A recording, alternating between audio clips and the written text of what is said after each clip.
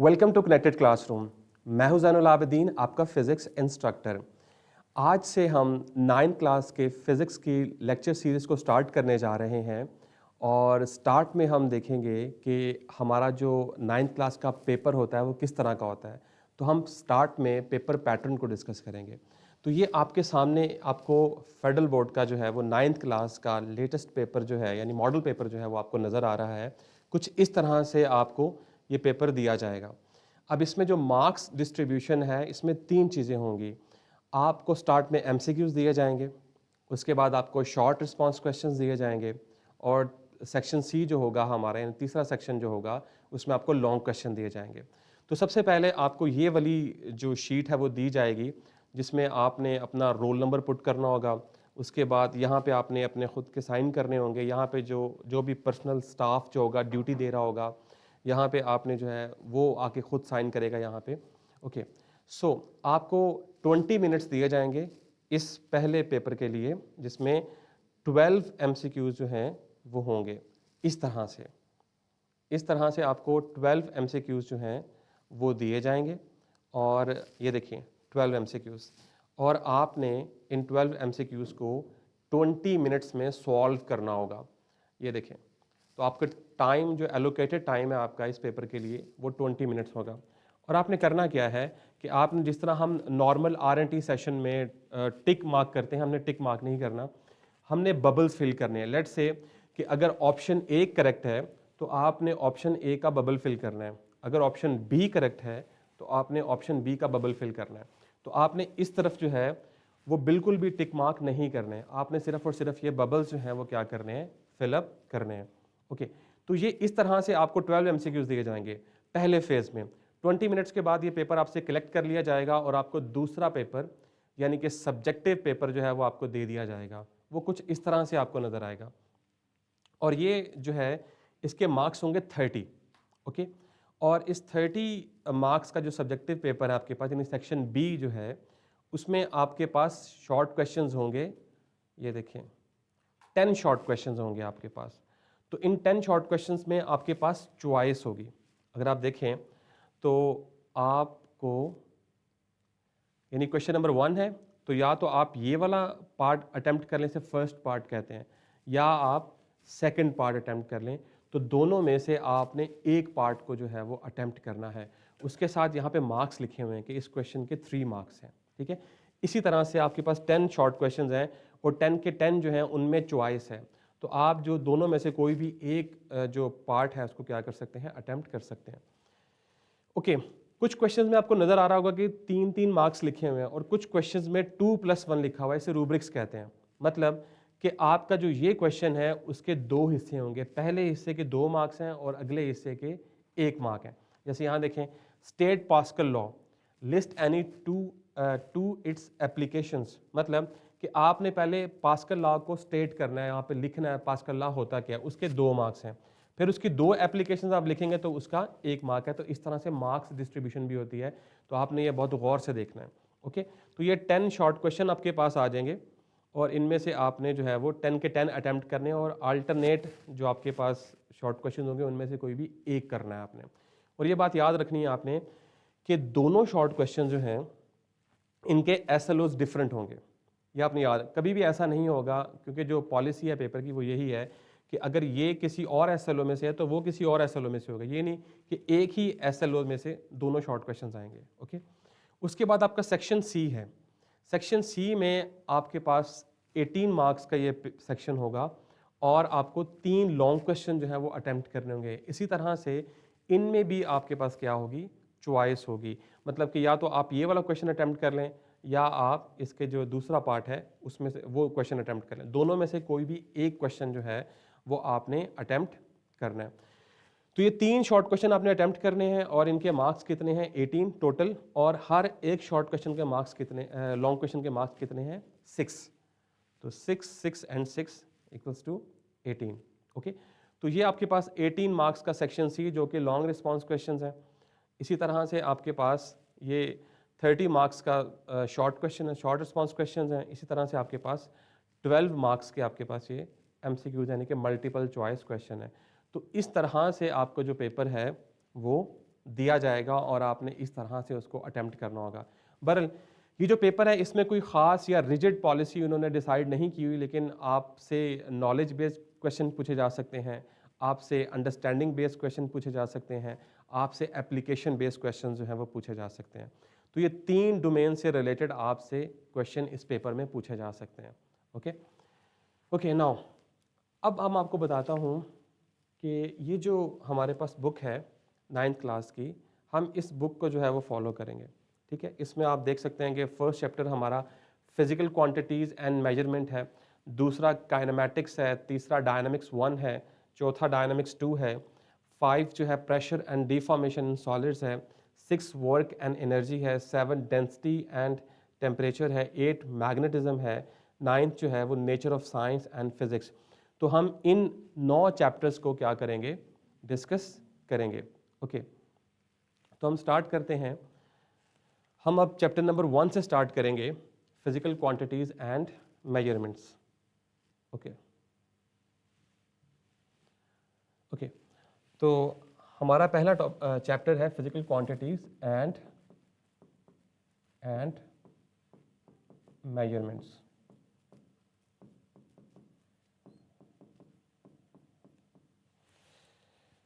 Okay तो ये हमारा पहला चैप्टर है। ओके यस तो फिजिकल क्वांटिटीज एंड मेजरमेंट्स। तो मेजरमेंट्स जो है मतलब पैमाइश।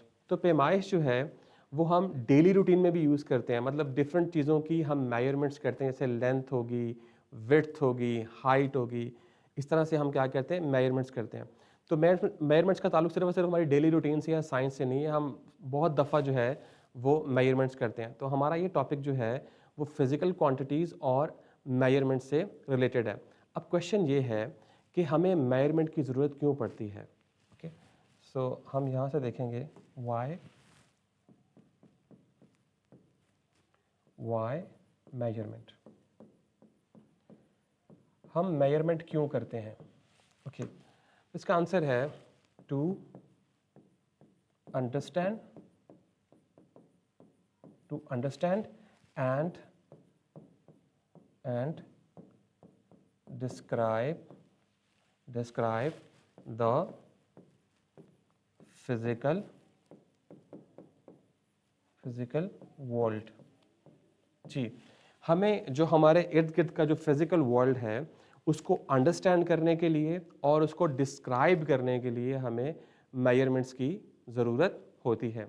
ओके तो ये तो बात होगी मेजरमेंट्स की। फिजिकल क्वांटिटीज़ की जब आगे हम बात करेंगे इसका एक अलग सा टॉपिक आएगा, मतलब हर वो क्वांटिटी जिसको आप मेजर कर सकते हैं उसे हम क्या कहते हैं, फिजिकल क्वांटिटी। बर तब मैं काफ़ी डिटेल के साथ इसको स्टडी करूँगा, बर अभी हम सिर्फ इंट्रोडक्शन ले रहे हैं इसका। ओके तो इस चैप्टर में जो है वो हम क्या करेंगे, इस चैप्टर को हम यानी कि फिजिकल क्वांटिटीज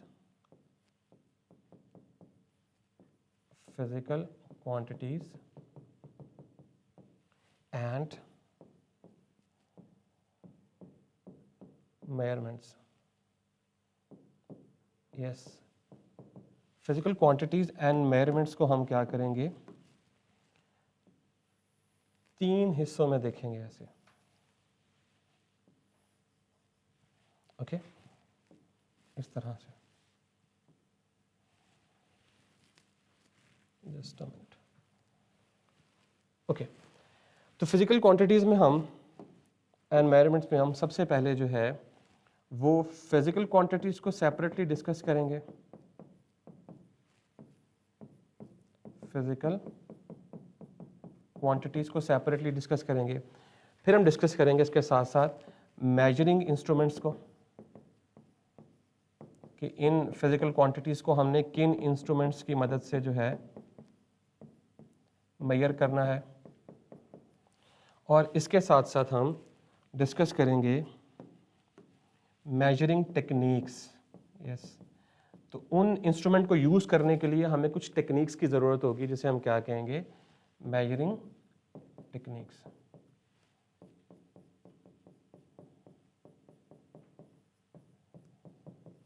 यस तो ये हमारा चैप्टर का ब्रेकडाउन होगा इस तरह से कि शुरू में हम फिजिकल क्वांटिटीज़ को डिस्कस करेंगे, देन हम मेजरिंग इंस्ट्रूमेंट्स को डिस्कस करेंगे और उन इंस्ट्रूमेंट्स को यूज़ करने के लिए जो हमारे पास टेक्निक्स होंगी हम क्या करेंगे उनको समझेंगे।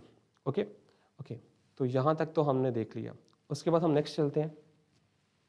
यस, तो कहानी कुछ इस तरह से है कि 19th सेंचुरी में हमने फिजिकल साइंसेस को क्या किया है, मज़ीद डिवाइड किया। मतलब कि 19th सेंचुरी में 19th सेंचुरी में हमने क्या किया, फिजिकल साइंसेस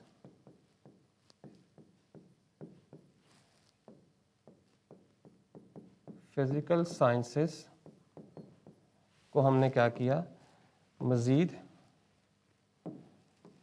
तकसीम किया 5 ब्रांचेस में। Just a minute,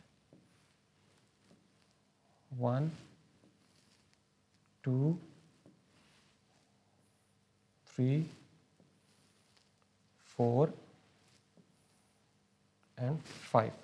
okay, so हमने क्या किया, हमने फिजिकल ब्रांचेस को नंबर 1 हमने फिजिक्स में डिवाइड कर दिया, ठीक है। इसी तरह से हमने केमिस्ट्री में डिवाइड कर दिया,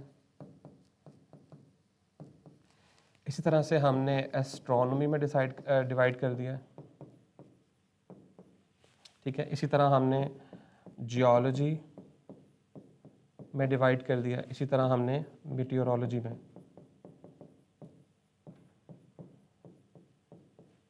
ओके, तो ये हमने क्या किया कि फिजिकल साइंसेस जो थी हमारे पास उसको हमने 5 ब्रांचेस में क्या कर दिया, कैटेगराइज कर दिया। यानी कि फिजिक्स, यानी कि आप कह लें साइंस ऑफ, अगर फिजिकल साइंसेस के बारे में आप थोड़ा सा परेशान हो रहे हैं तो ये बेसिकली क्या है, science of non living things. Yes, अगर आप लिखना चाहते हैं तो इसको लिख लें कि फिजिकल साइंसेस जो हैं आपके पास, ये बेसिकली क्या है, science of non living things. Fine, okay. So physics जो है उसको हम बाद में जो है मैं आपको बताता हूँ कि फिज़िक्स क्या होती है। केमिस्ट्री जो है वो बेसिकली क्या होती है कि जिसमें हम केमिकल रिएक्शंस को डिस्कस करते हैं, केमिकल रिएक्शंस, और हम क्या करते हैं इसके अंदर कंपोजिशन ऑफ मटेरियल्स। ये स्लाइटेस्ट इंट्रोडक्शन है, कंपोजिशन ऑफ मटेरियल्स।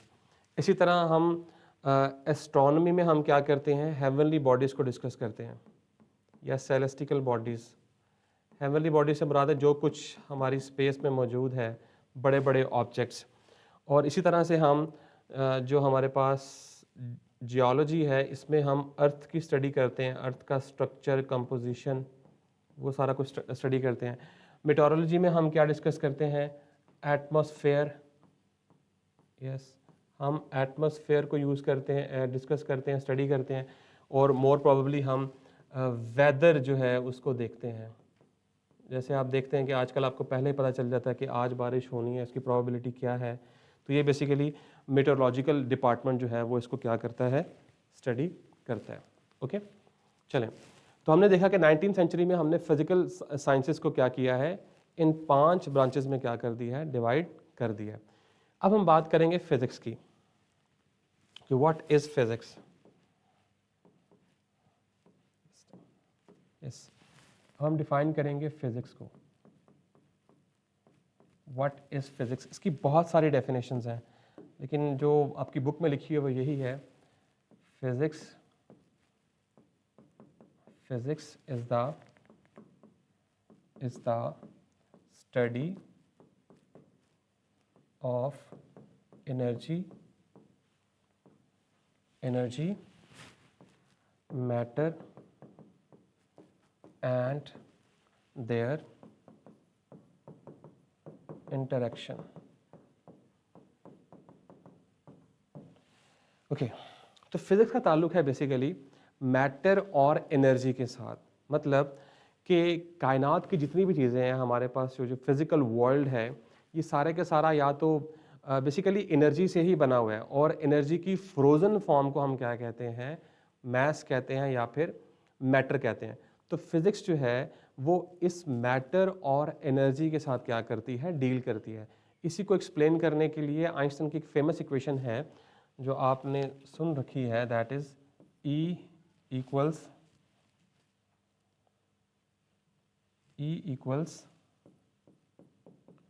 mc²। अब ये इक्वेशन क्या करती है, ये इक्वेशन रिलेट करती है this one is energy and this one is mass यानी कि matter, and this c² is conversion factor. तो ये इक्वेशन आपको ये बता रही है कि मैटर और एनर्जी बेसिकली एक ही चीज़ है, या फिर मैटर और एनर्जी आर इंटर कन्वर्टेबल, मतलब कि आप एनर्जी को मैटर में कन्वर्ट कर सकते हैं और मैटर को एनर्जी में कन्वर्ट कर सकते हैं।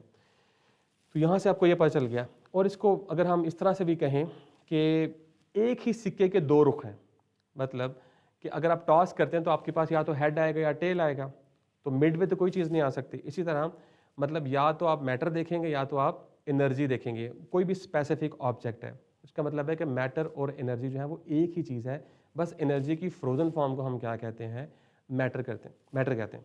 ओके, अब फिजिक्स हमारी और क्या कहती है हमें, फिजिक्स ये भी कहती है कि हम फिजिक्स में रीज़न फाइंड करते हैं,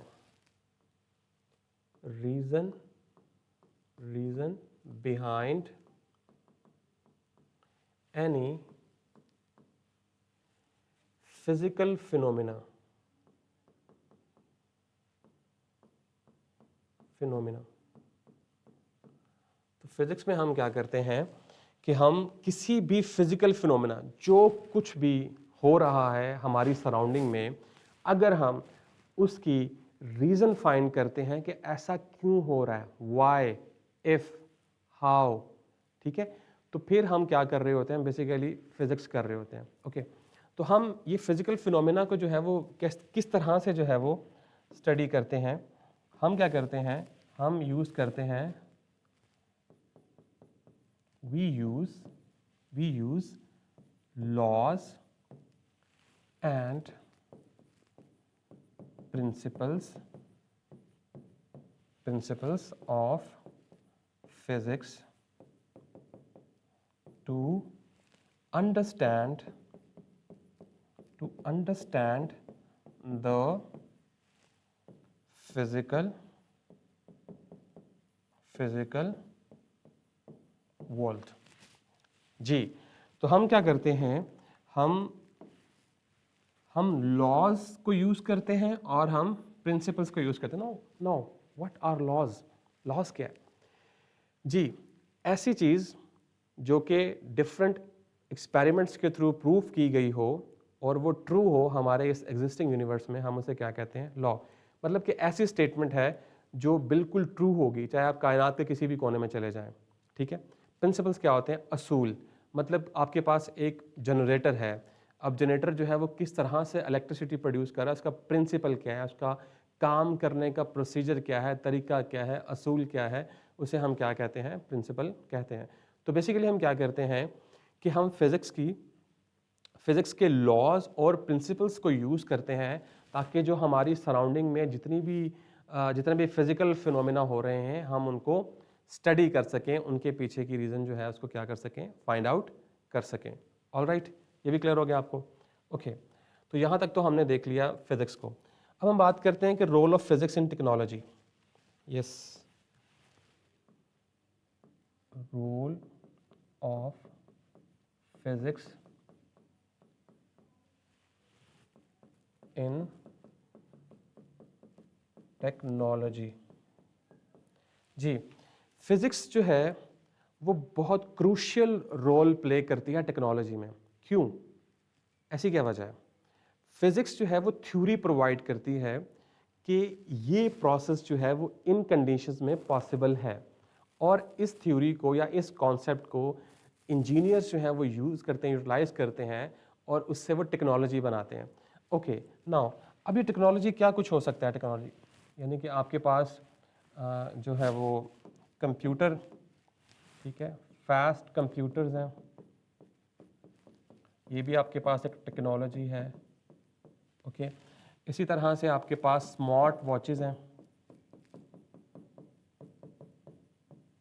ओके, इसी तरह से आपके पास रॉकेट्स हैं, ठीक है, पीईटी स्कैनर्स हैं। पीईटी स्कैनर्स जो होते हैं बेसिकली ये कैंसर हॉस्पिटल्स में यूज़ किए जाते हैं ट्यूमर को लोकेट करने के लिए। ओके, इसी तरह से आपके पास मैग्नेटिक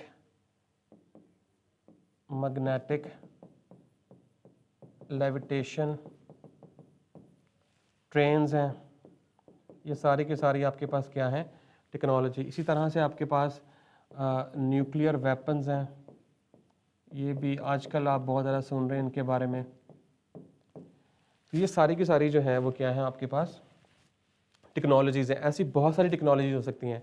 बहरहाल इनकी जो थ्योरी है वो फिजिसिस्ट या डिफरेंट साइंटिस्ट जो हैं वो क्या करते हैं, प्रोवाइड करते हैं। ऐसे केमिस्ट भी प्रोवाइड करते हैं, इसी तरह से बायोलॉजिस्ट भी प्रोवाइड करते हैं। तो उसके मुताबिक हम क्या करते हैं, टेक्नोलॉजी बनाते हैं। ओके, ऑल राइट, यहाँ तक क्लियर हो गया आपको कि फ़िज़िक्स जो है, ये लिख भी लें आप इस चीज़ को कि physics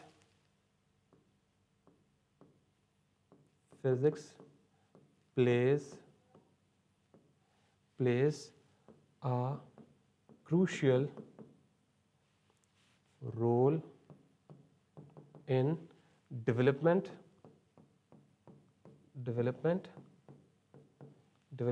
of technology.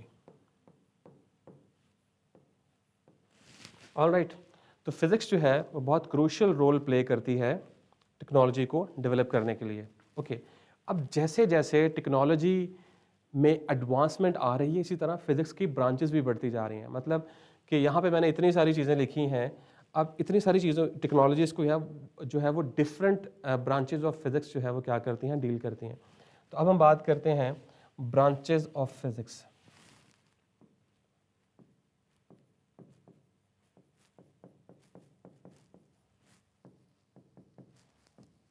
Branches of physics.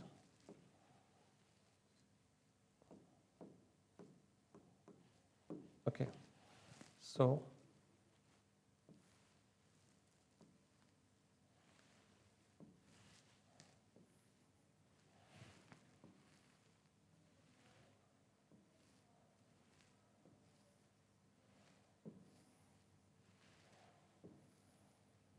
Okay, तो ये ब्रांचेस कौन कौन सी हो सकती हैं? जैसे सबसे पहले जो है आपके पास मैकेनिक्स है। ओके, मैकेनिक्स के बाद आपके पास है ऑप्टिक्स। ऑप्टिक्स के बाद आपके पास ऑसिलेशंस। ओके, इसी तरह आपके पास है वेव्स। ओके, इसी तरह आपके पास है इलेक्ट्रोमैग्नेटिज्म। ओके, इसी तरह आपके पास है एटॉमिक फिज़िक्स। एटॉमिक फिज़िक्स है आपके पास। इसी तरह से जो है वो न्यूक्लियर फिज़िक्स है। ओके, और इसी तरह से आपके पास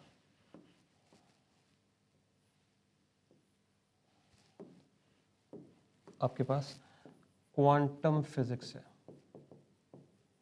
ये कुछ ब्रांचेस जो हैं वो डिस्कस की गई हैं बुक में। यस, ये आपके पास सब ब्रांचेस हैं फिज़िक्स की। ओके, सो मैकेनिक्स किसके साथ डील करती है? तो अगर आप मैकेनिक्स को देखें तो मैकेनिक्स जो है वो आप डील करती है मोशन के साथ, मोशन और मोशन की कॉजेस, ठीक है, किस तरह मोशन हो रही है, ये सारी चीज़ें इसके साथ डील करती है। ओके, ऑप्टिक्स जो है, ऑप्टिक्स डील करती है लाइट के साथ, कि लाइट जो है उसका बिहेवियर क्या है और वो किस तरह से इमेज फॉर्मेशन कर रही है। ओके, ऑसिलेशंस एंड वेव्स जो हैं ये दोनों वाइब्रेशंस के साथ डील करती हैं। इस ऑसिलेशन जो है उसमें हम डील करते हैं सिंगल पार्टिकल की वाइब्रेशंस, और फिर वेव्स में यही जब पार्टिकल्स, बहुत सारे पार्टिकल्स इकट्ठे होकर वाइब्रेट करते हैं तो वो वेव्स बनाते हैं। ठीक है, इसी तरह से इलेक्ट्रोमैग्नेटिज्म में हम क्या क्या बात करते हैं, हम करंट की बात करते हैं, या आप कह लें इलेक्ट्रिसिटी की बात करते हैं, और इससे होने वाले इफ़ेक्ट की बात करते हैं। ओके, एटॉमिक फिजिक्स में हम क्या करते हैं, पार्टिकल्स के बारे में बात करते हैं, जो स्मॉलेस्ट पार्टिकल्स होते हैं हमारे पास। ठीक है, इसी तरह न्यूक्लियर फिजिक्स में हम क्या करते हैं, न्यूक्लियस को डिटेल से स्टडी करते हैं। ठीक है, क्वांटम फिजिक्स में हम क्या करते हैं, हम अनसर्टेनिटीज़ के बारे में बात करते हैं। ये मैंने बहुत स्लाइड सा इंट्रोडक्शन दिया आपको, इनकी बहुत ज़्यादा डिटेल जो होती है वैसे। तो हमने अभी तक जो है इस लेक्चर में हमने पेपर पैटर्न को डिस्कस किया है, किस तरह से आपके पास जो है वो पेपर आएगा बोर्ड का, यानी कि जब हम इस सीरीज़ को मुकम्मल करेंगे तो जो पेपर आपको बोर्ड पे आएगा वो कुछ उस पैटर्न का होगा। नंबर 2, हमने आज चैप्टर नंबर 1 जैसे फिज़िकल क्वांटिटीज़ एंड मेजरमेंट्स को स्टार्ट किया है। उसमें हमने इंट्रोडक्शन लिया है कि किस तरह से हम मेजरमेंट कर सकते हैं। इस चैप्टर में हम क्या कुछ डिस्कस करेंगे, मेजरमेंट्स क्यों ज़रूरी हैं। इसी तरह से हमने देखा कि फ़िज़िकल साइंसेस जो हैं उनको कितनी ब्रांचेस में जो है वो डिवाइड किया गया है। फिर हमने फ़िज़िक्स को बड़ी डिटेल से स्टडी किया कि फ़िज़िक्स में हम एक्चुअली करेंगे क्या, और इसके साथ साथ हमने जो है वो role of physics in technology को डिस्कस किया है, और एंड पे हमने जो है वो मज़ीद ब्रांचेस को डिस्कस किया है। तो ये था आज का हमारा लेक्चर। आई होप सो कि आपने अंडरस्टैंड किया होगा। अगर आपकी कोई क्यूरीज़ या कोई क्वेश्चंस हैं तो आप कमेंट सेक्शन में जो है वहाँ पे आप सेंड कर सकते हैं, तो हम उसका ज़रूर टाइमली आपको रिस्पांस देंगे। और दूसरा जो है वो आप यहाँ पे लाइव सेशन में भी कमेंट जो चैट बॉक्स है वहाँ पे कमेंट कर सकते हैं। अगर कोई आपको रियल टाइम कोई चीज़ समझ नहीं आ रही तो वहीं पे लेक्चर रोक के आपको पहले उस चीज़ की क्लैरिटी दी जाएगी। सो आई होप सो कि आपको लेक्चर की समझ आई होगी। So this is all from my side. This is Zainul Abidin signing off.